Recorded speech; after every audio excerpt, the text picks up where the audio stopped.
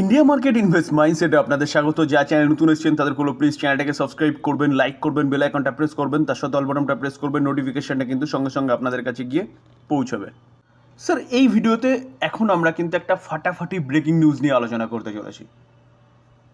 কোন সেক্টরের কোন কোম্পানি, ব্রেকিং নিউজ কী এবং সেই কোম্পানি নিয়ে ডিটেলসে আলোচনা করব। শুধু একটু ধৈর্য সহকারে দেখতে হবে, তাহলে কিন্তু ডিটেলসটা জানতে পারবেন। স্যার, যে কোম্পানিকে নিয়ে খবরটা পাওয়া যাচ্ছে সেই কোম্পানিটা দেখুন আজকের দিনে এখনও পর্যন্ত প্রায় 2% একটা আপসাইড মুভমেন্ট দেখাচ্ছে। তো স্যার দেখলে দেখা যাবে, দেখুন এক মাসে 10% মতন কিন্তু ডাউন সাইড মুভমেন্ট দেখিয়েছে। 6 মাসে দেখলে সিনারিটা পুরো চেঞ্জ হয়ে যাবে। 6 মাসে দেখুন 129%, 6 মান্থে। আমরা যদি জানুয়ারি থেকে দেখলে দেখা যাবে 118%। ওকে, আমরা যদি 1 বছরে দেখলে দেখা যাবে 168%, এবং আমরা যদি 5 বছরে দেখলে দেখা যাবে কোম্পানিটা 5 বছরে 2877% রিটার্ন দিয়েছে। যেখানে 5 বছর আগে দেখলে দেখা যাবে কোম্পানিটা কত চলছিল, অনলি ফর 168-তে চলছিল, সেখান থেকে কোম্পানি চলে গেছে কত, 5,000-এ। ভাবতে পারছেন কীরকম রিটার্ন দিয়েছে? কেন? কারণ যেই কোম্পানি নিয়ে আলোচনা করছি এবং যেই কোম্পানি নিয়ে নিউজটা পাওয়া যাচ্ছে সেই কোম্পানিটা কিন্তু ডিফেন্স সেগমেন্টের কোম্পানি, ওয়েল নোন কোম্পানি। অনেকবার আলোচনা করেছি, আজকে আবারও করছি, কারণ কোম্পানির সম্বন্ধে ভালো নিউজ পাওয়া যাচ্ছে। তো ডিফেন্স সেগমেন্টে গভর্নমেন্ট আত্মনির্ভরের কথা বলছে, তো এই কোম্পানিটা কিন্তু একের পর এক অর্ডার পাচ্ছিল, যার জন্য এতটা ভালো মুভমেন্ট কোম্পানিটা দেখিয়েছে। স্যার, মাঝখানে কিন্তু অনেকবার হল্ট করেছিল, দেখুন এই জায়গাটায় বা এখনও বলতে পারেন। তো আমরা ভাবি যে যেই কোম্পানি আমরা বাই করছি সেই কোম্পানি শুধু চলবে, মাঝখানে কনসেন্ট্রেট করবে না বা প্রফিট বুকিং হবে না। দেখুন স্যার, এটাই হচ্ছে মার্কেট, এইভাবেই কিন্তু মার্কেট চলে, যে চলতে চলতে কিছুটা দাঁড়াবে, কিছুটা নিচে আসবে, আবার উঠবে। নয়তো বাই করবেন কখন, যখন কন্টিনিউ চলতে থাকবে। তো স্যার, কোম্পানির নাম হচ্ছে Mazagon doc ship builders Limited, অর্থাৎ কোম্পানিটা কিন্তু শিপ তৈরি করার ক্ষেত্রে কাজ করে। তো এই কোম্পানি নিয়ে কিন্তু একটা ব্যাপক বড় নিউজ পাওয়া যাচ্ছে, যেখানে কোম্পানির বিজনেস কিন্তু কয়েক গুণ বাড়িয়ে দেবে। তো চলুন স্যার, অ্যাট ফার্স্ট কোম্পানি নিউজটা কী পাওয়া যাচ্ছে সেটা একটু দেখার চেষ্টা করি। স্যার, যে নিউজটা পাওয়া যাচ্ছে সেটা কিন্তু আজকেরই নিউজ, 12ই আগস্ট। নিউজটা কী পাওয়া যাচ্ছে দেখুন, ইন্ডিয়ান নেভি অ্যাপ্রুভ করেছে যেই Mazagon doc ship builders Limited, যে এই কোম্পানিটা কিন্তু 6টা সাবমেরিন তৈরি করতে চলেছে। কার সাথে?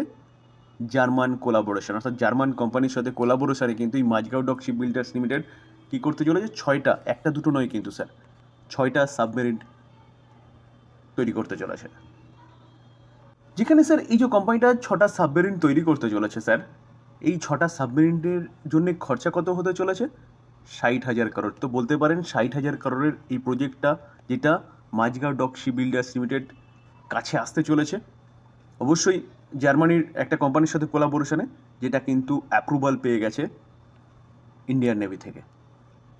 তো স্যার এই যে Mazagon doc ship builders limited কার সাথে? জার্মানির Thyssen group of for submarine construction, এই কোম্পানির সাথে কিন্তু টাই আপ করে এটা তৈরি করতে চলেছে, যেটা স্যার ইন্ডিয়ান নেভিকে কিন্তু মজবুত করবে বা ইন্ডিয়ান নেভির হাত মজবুত করবে, এবং চায়না ও পাকিস্তানকে কিন্তু কাউন্টার করতে সুবিধা হবে।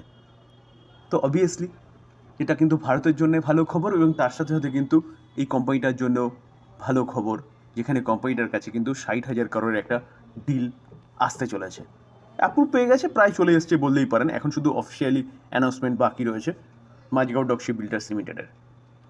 তো স্যার এই কোম্পানিটা কিন্তু আপনি আপনার রাডারে রাখতে পারেন, শুধু অনলি ফর এই কারণে নয় স্যার, একের পর এক কিন্তু অর্ডার কোম্পানিটা পাচ্ছে, যেখানে গভর্নমেন্ট কী করেছে, লক্ষ্যমাত্রা স্থির করেছে 2030-এর মধ্যে 1 থেকে 10 নম্বরে এবং 47-এর মধ্যে 1 থেকে 5 নম্বর পজিশনে আসার ভারতকে শিপ তৈরি করার ক্ষেত্রে, যেখানে ভারত এখন 22 নম্বরে রয়েছে। তো সেই জায়গায় দাঁড়িয়ে স্যার এই কোম্পানিটা সেই জন্যও কিন্তু আপনি রাডারে রাখতে পারেন। গভর্নমেন্ট যে লক্ষ্যমাত্রায় নিয়ে চলছে সেই লক্ষ্যমাত্রায় পৌঁছতে গেলে কিন্তু এই কোম্পানিটাকেও কাজ করতে হবে। তো কোম্পানির সম্বন্ধে জানলাম, কোম্পানি কি অর্ডার পাচ্ছে সেটা জানলাম, কোন সেগমেন্টে কোম্পানি কাজ করে সেটাও জানলাম। তো স্যার এবার আমরা একটু দেখে নিই কোম্পানির ফাইন্যান্সিয়াল ব্যাকগ্রাউন্ড কী আছে বা কীরকম বিজনেস করেছে অ্যাটলিস্ট লাস্ট 5 বছর। স্যার আমরা যদি কোম্পানিটা রিজার্ভ দেখলে দেখা যাবে, দেখুন 2300, সেটা 2700 হয়েছে, 2700টা কত হয়েছে, 3100, 3100টা কত হয়েছে, 3900, 5300। তাহলে কোম্পানির রিজার্ভ কিন্তু কন্টিনিউয়াসলি বাড়ছে, তাহলে বলতে পারেন কোম্পানি কিন্তু বিজনেস ভালো করছে। রিজার্ভ কীরকম?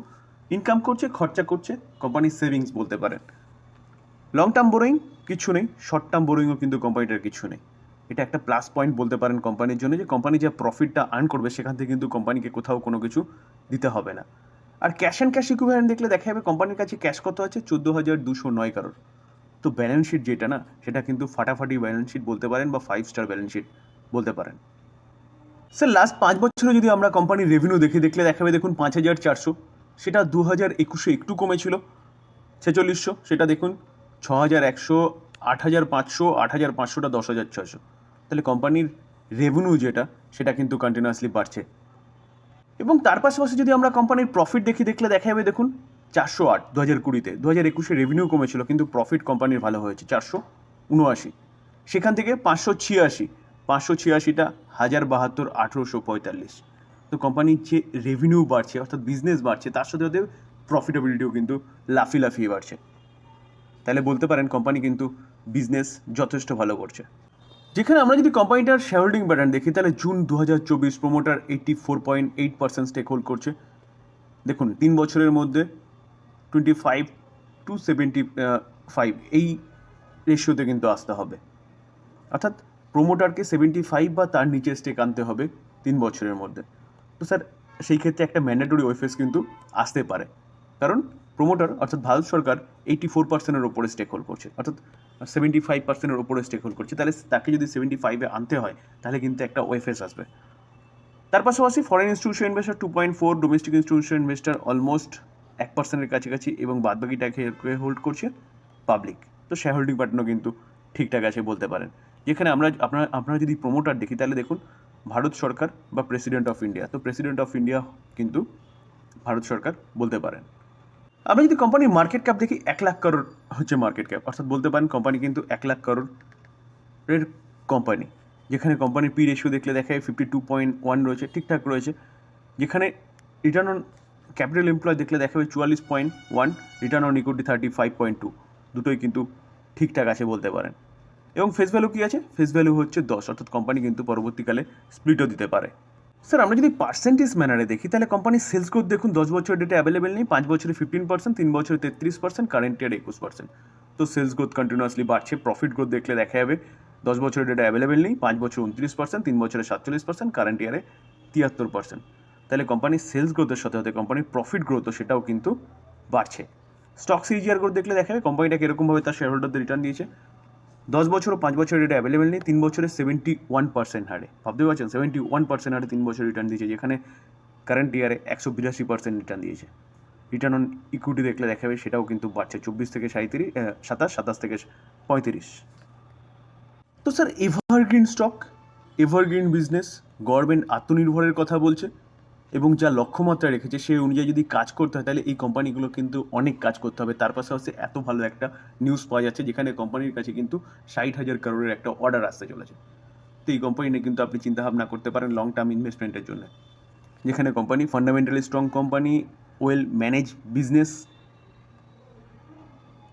তো স্যার ডিসক্লেমার দিয়ে রাখি, কোম্পানি নিয়ে নিউজ পাওয়া যাচ্ছে তার জন্য আলোচনা করলাম, এটাকে বাই সেল রেকমেন্ডেশন একদম নেবেন না, কারণ আমি কোনোদিনও বাই সেল রেকমেন্ডেশন দিইও নি, দেবো না। লার্নিং পারপাস আলোচনা, এটাকে লার্নিংটা নিয়ে আপনি স্বাধীনভাবে চিন্তাভাবনা করবেন যে কোম্পানি বাই করা যায় কি না। আলোচনা এই পর্যন্ত। যদি আলোচনা ইনফরমেটিভ লাগে বা ভালো লাগে, যারা চ্যানেল নতুন এসেছেন তাদেরগুলো প্লিজ চ্যানেলটাকে সাবস্ক্রাইব করবেন, লাইক করবেন, বেল আইকনটা প্রেস করবেন, তার সাথে অল বাটনটা প্রেস করবেন, নোটিফিকেশনটা কিন্তু সঙ্গে সঙ্গে আপনাদের কাছে গিয়ে পৌঁছাবে। থ্যাংক ইউ, ভালো থাকবেন।